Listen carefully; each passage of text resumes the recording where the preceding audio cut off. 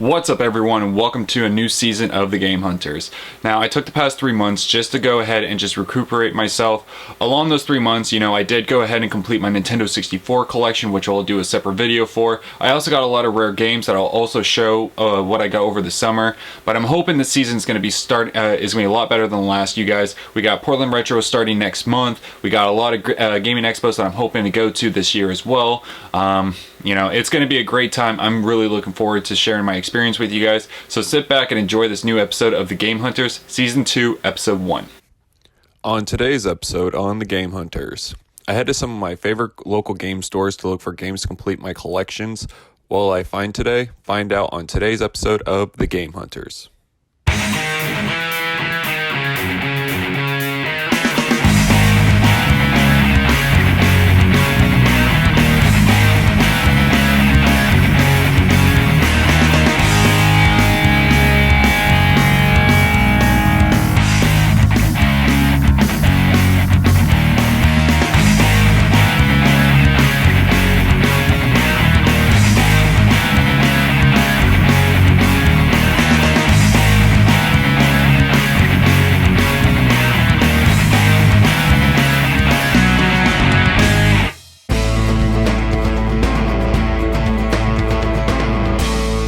So the first place I'm going to be heading to today, you guys, is my local GameStop. Now, I always enjoy going to this GameStop more than any of the other ones because I'm really good friends with the manager and a lot of the employees there.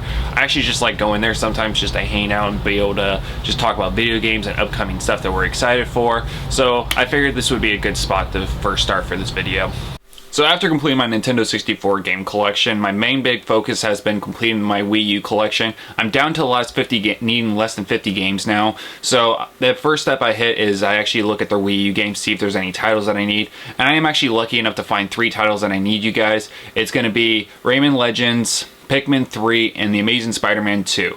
I don't have any of these. They're in great condition. They're complete. They have the manuals, which are all in great shape. So these are definitely going to be going to my maybe pile. I also do find a Gundam Wing toy on their shelf that I'm actually kind of curious about because it's based off of one of my favorite animes. So that one I'm going to hold on to for right now.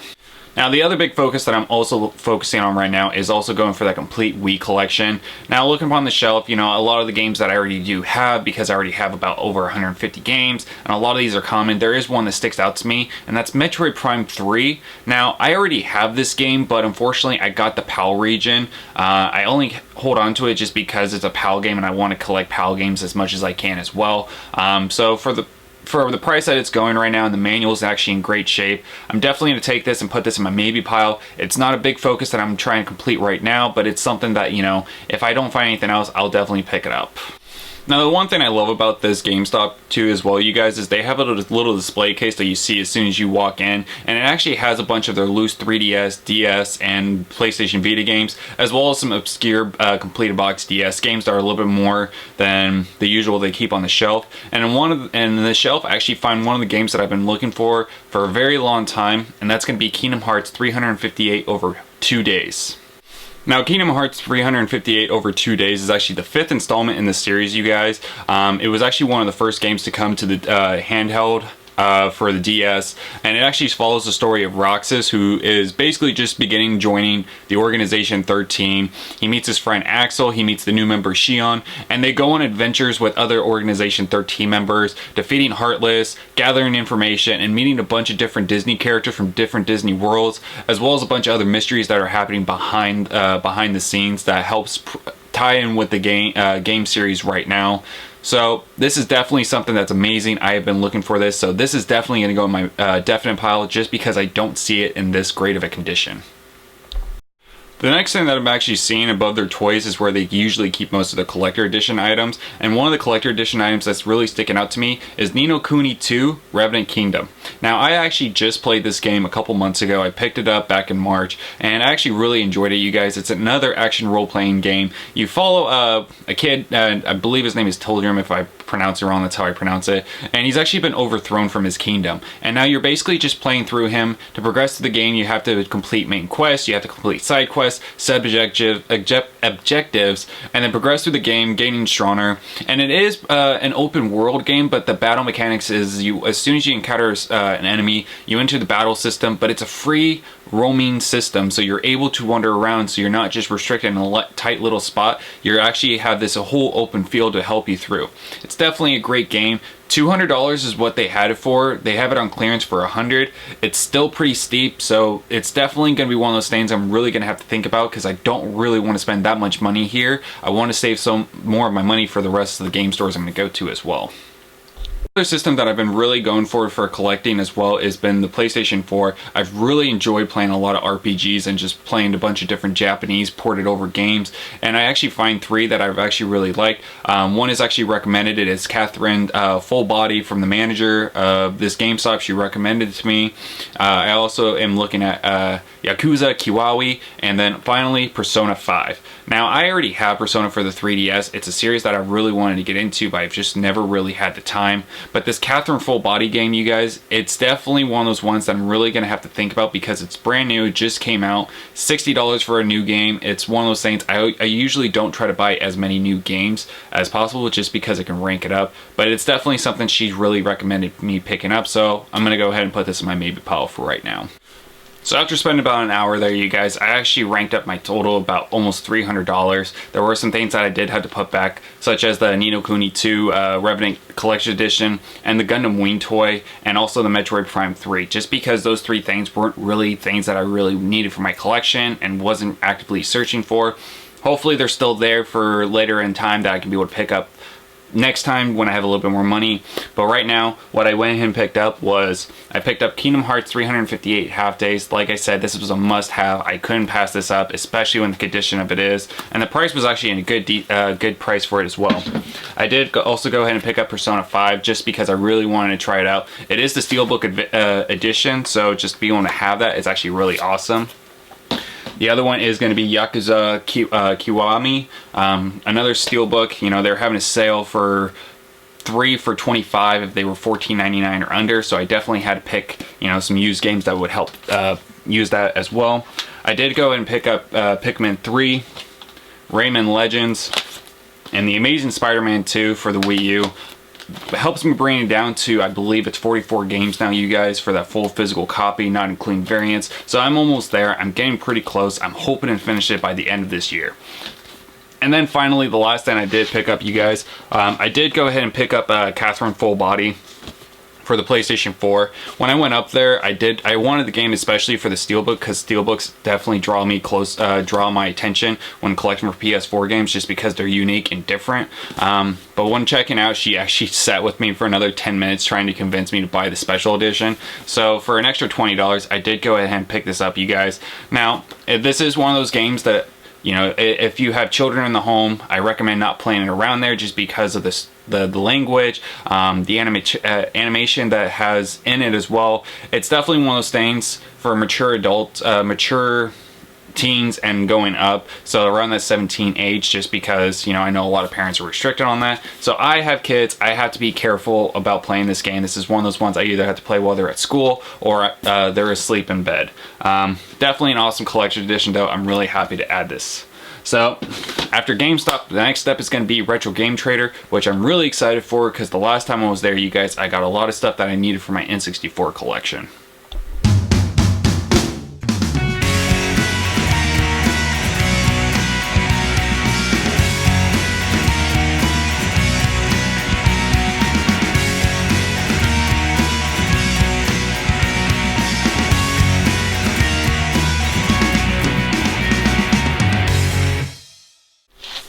Alright, so like GameStop, I go to Retro Game Trader, and it's actually a little bit harder to film inside there as well, you guys. I'm actually good friends with the owners there as well, but they have the same rules also at like GameStop. You know, they don't want me to be scaring away their customers. They don't want me, you know, filming during busy hours, just because they don't want me to hurt their business and make sure, you know, I'm not making any customers uncomfortable, especially since there's a lot of people that come and go there. So I am actually in the works of filming a full episode there, and the owner actually said that I can actually come in before they open so I can go ahead and film the entire store. So unfortunately, I'm not going to have any clips showing what's inside right now. Hopefully I'll be doing something after PRGE just to be able to show you guys the experience there. But I gotta say, you guys, Retro Game Trader, if you haven't been there, it's in the Portland, Beaverton area in Oregon, and it is just amazing. Their main goal is to try to have one of each game for the entire for everything.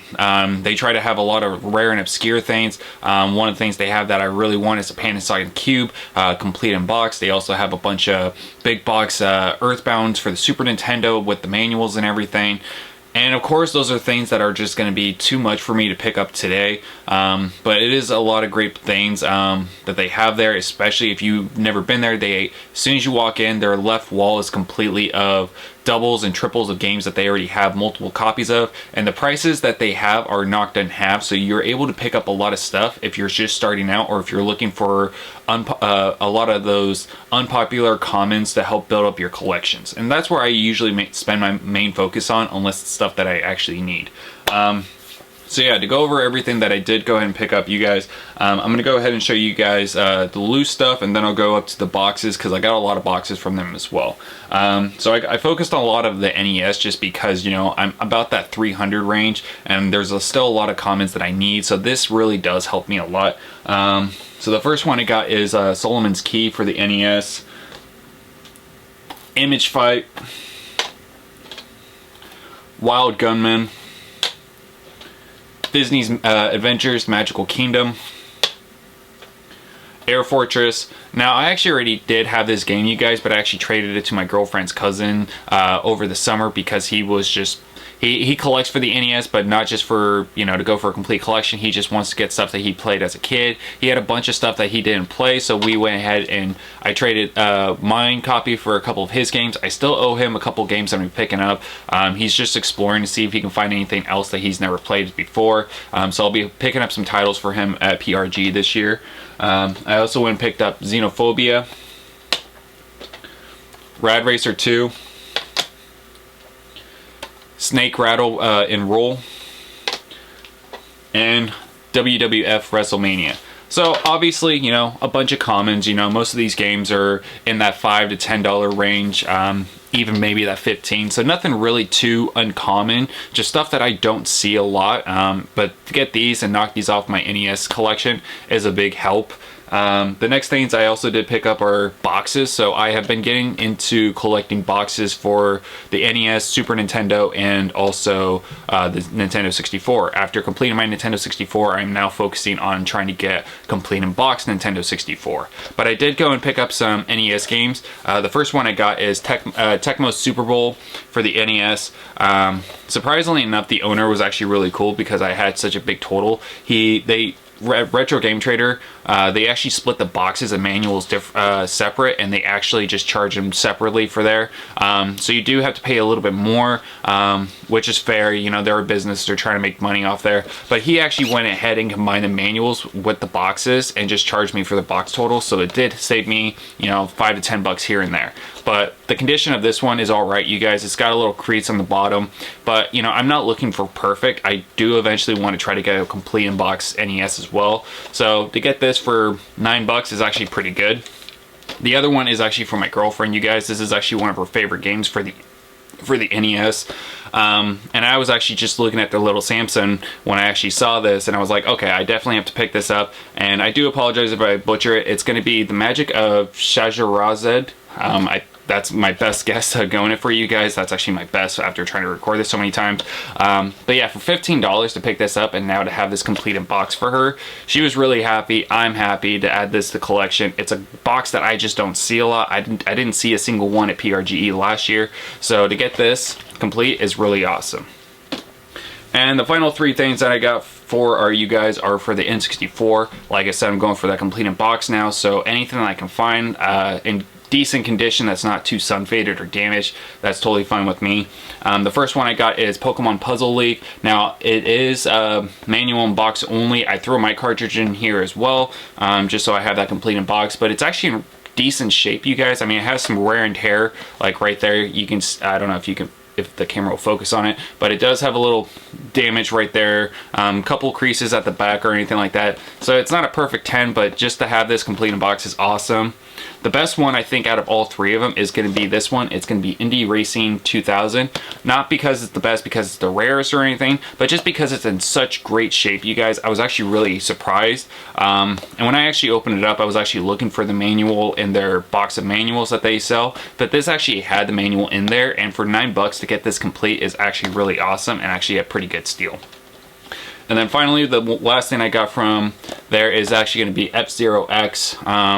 This game is actually a lot of fun, you guys. It's not as good as the Super Nintendo one. I still prefer the Super Nintendo because that was the first one I played. But this one is definitely a fun one.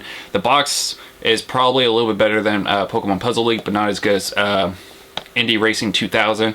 But it's still awesome. It's a great cover. It's amazing to see the graphics on the back, and you know, see how it was back in the day of what everyone thought was really good graphics. One of my other goals eventually is to get all the disc drive games for the Nintendo 64, as well as getting the disc drive itself. That is one of my goals later down the road for the completing the N64, and they actually do have a disc drive game for this one, so I'll probably be picking that up later down the road. So finally, the last stop that I'm going to be going to, you guys, is my favorite store in the entire Portland, Vancouver area, and that's going to be Double Jump Games. And when I show you guys inside, there is a reason why I filmed there so much. They have great deals. It's such a great place, and I've become really good friends with Cooper, who is the manager of the store. And I also watch and also a big supporter of his show as well on YouTube, and I'll have the link. But yeah, Double Jump Games is amazing, and here is the reason why, you guys.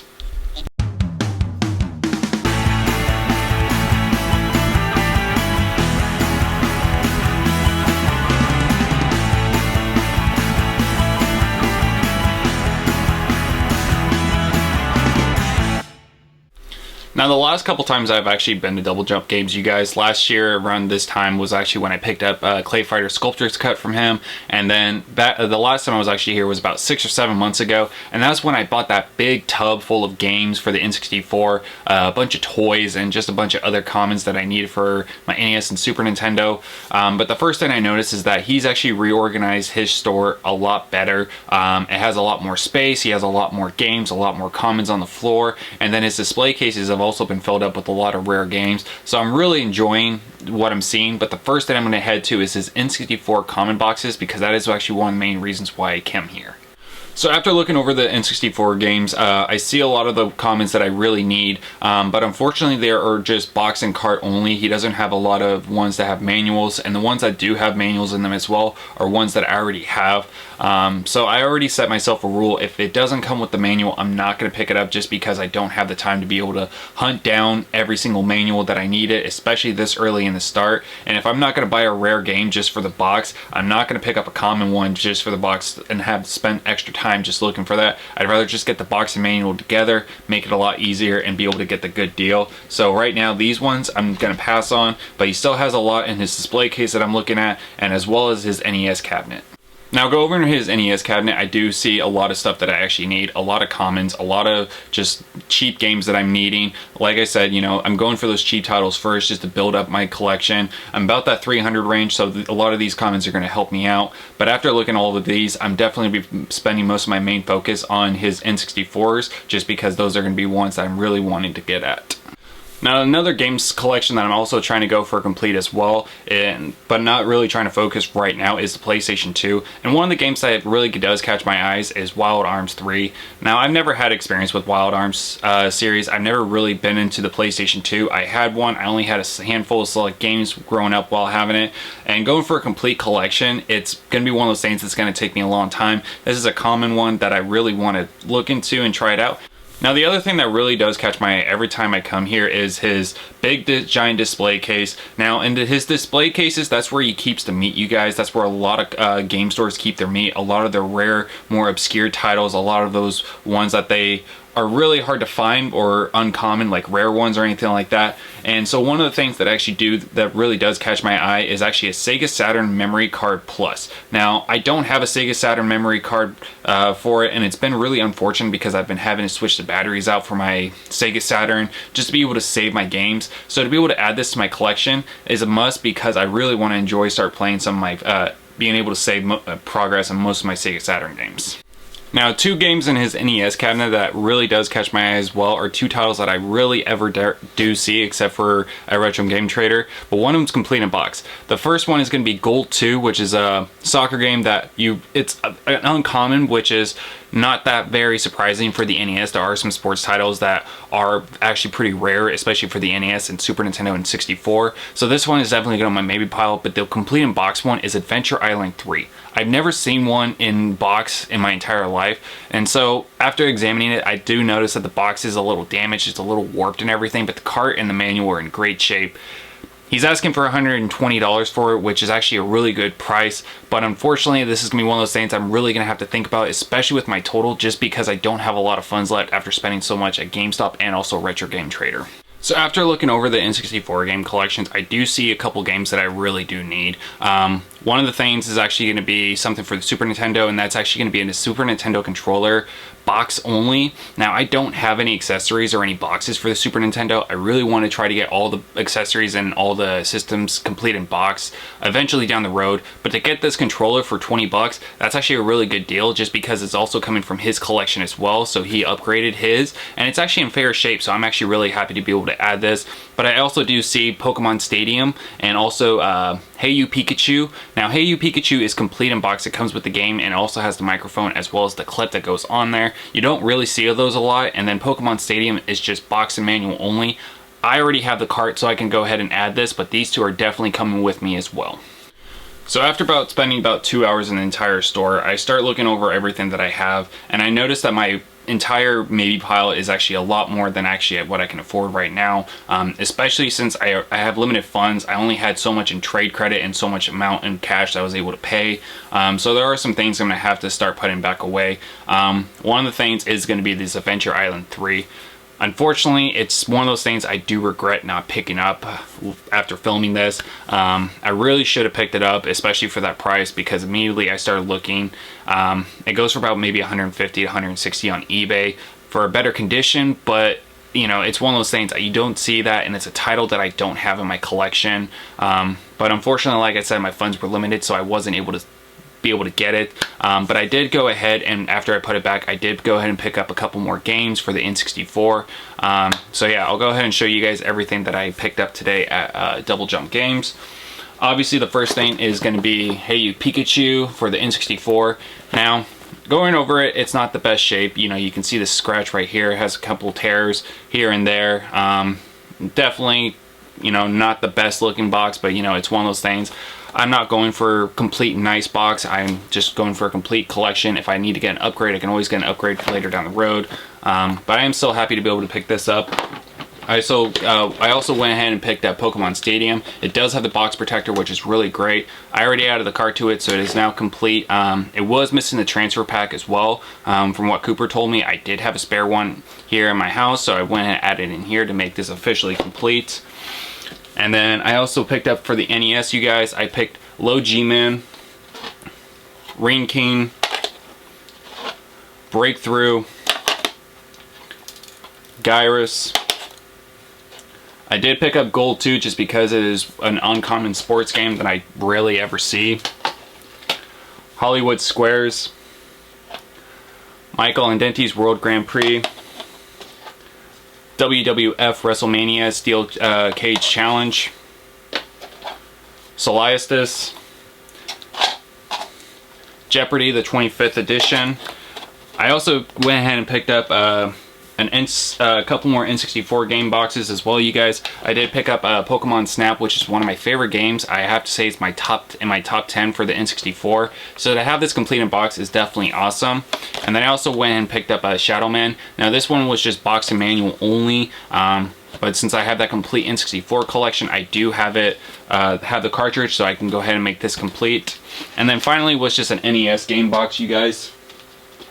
Nothing too crazy or anything. It is Captain Skyhawk. You know, for box and manual for $5, you know, why not? I have the game. I can make this complete now, and it's definitely, you know, an alright condition box. It definitely has some wear and tear. Now that is actually pretty common, especially when it comes to older games, just because, you know, unless you are absolutely a collector that's preserving all these and keeping them factory sealed, you're going to see some wear and tear on them. And then finally, the last thing, you guys, is actually the Super Nintendo box only. Now, it's in great shape. I'm really happy about it. It's really cool. I'm excited to have this, and I just don't see these a lot. I definitely want to try to get the Powell region ones as well, just because I like the Famicom look, because they had like the Skittle looking buttons.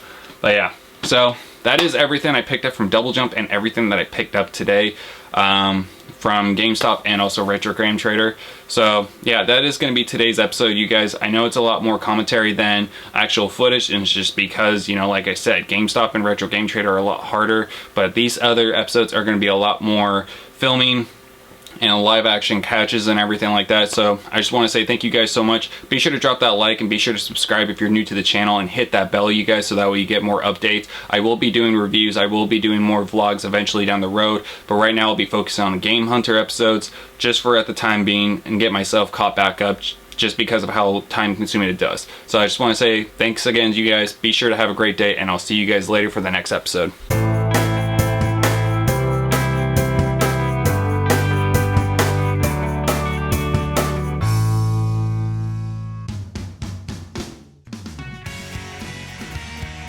Around for 20 plus years. Now, this place had a lot of nostalgic memory for me just because I went there a lot growing up as a kid. We used to buy all of our games there. We used to trade in all of our old systems to go get new systems. We bought a bunch of games there, bought a bunch of movies, and we used to just go there a lot. Growing up as kids, me and my brothers, we used to just hop our neighbor's fence just to cross into the backside of the parking lot to go ahead and get in there. And we used to go there at least once or twice a week, and our parents would always tell us if we ever wanted a new system, we had to trade the old system. So that's where we went until we discovered Game Crazy, which was just up the road from us. But after 20 plus years, you guys, CD Game Exchange is actually going out of business.